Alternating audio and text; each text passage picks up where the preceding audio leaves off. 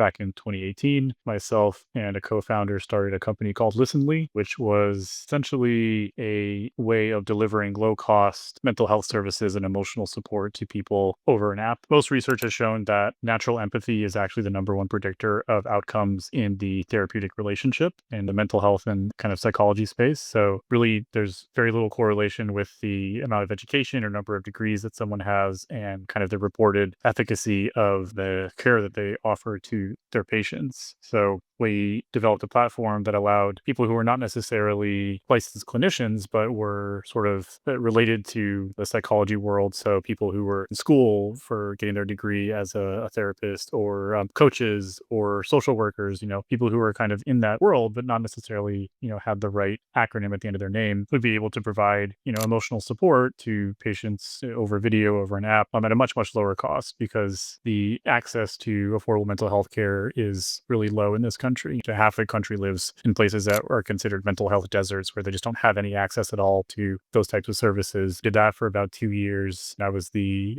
product and engineering person on the team for that. How do you think Listenly would be different if you had been thinking of that idea in the age of language models, as opposed to in the age of peer-to-peer listening? Really, the genesis of that idea was something that looked a lot more like an LLM does today. It was actually originally meant to be a smart journaling app. You would leave your daily entry, and then the app would give you feedback about your state for that day. So it would, use natural language processing to kind of read the entry and then, mark positive, negative sentiment, give you feedback on how you're trending over time, and help you notice patterns for yourself. Like, oh, like every time I mention this person, I get really triggered and like angry. Maybe there's some correlation there. So that was the original idea. And this again was back in 2018. So before kind of the most recent revolution with the Transformer paper. And yeah, the technology that was available was still pretty basic. So we sort of swapped out the natural language processing aspect of this with human listener, right? Where the idea was have the user or the customer talk to a person, then the app would record that conversation, then we could go back and do the analysis after the fact. And it turned out that the listening itself was actually the value, which we didn't know in the beginning. Or kind of the purpose of having the human listener on the other side was just to kind of trigger the conversation and get it going, so that we could do